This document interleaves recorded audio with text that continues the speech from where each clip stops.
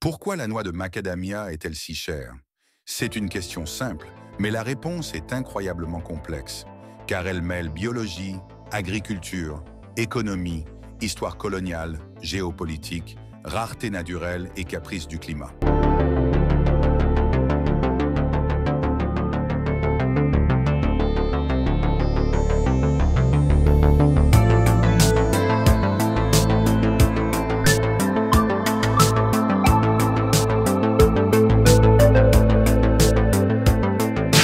La noix de macadamia, souvent surnommée la reine des noix, n'a pas volé son titre, tant par son goût beurré et délicat que par la complexité extrême de sa culture et de sa récolte.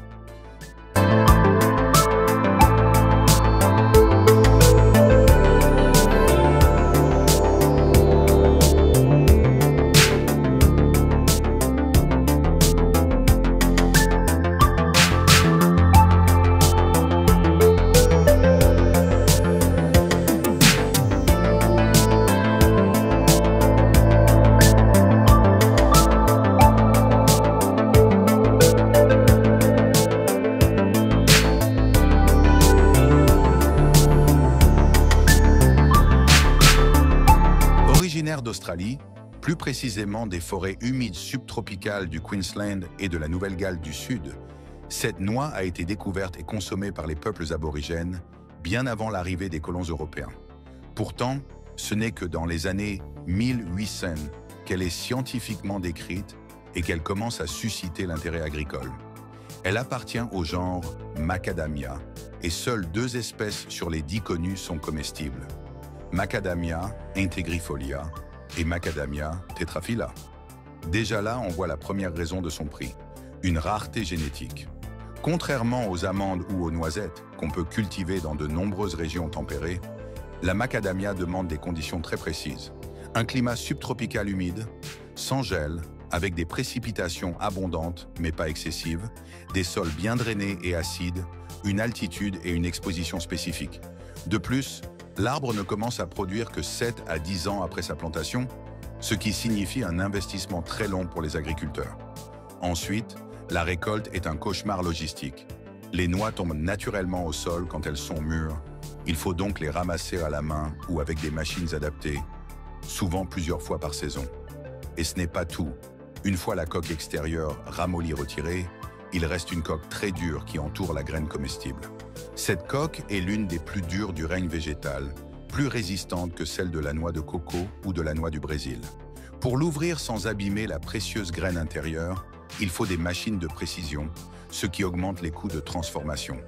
Mais le vrai défi réside dans le rendement. Sur 100 kg de noix brutes, seuls 20 à 25 kg de noix comestibles sont extraits. Ensuite, viennent les pertes liées au calibrage, à la qualité, à la conservation.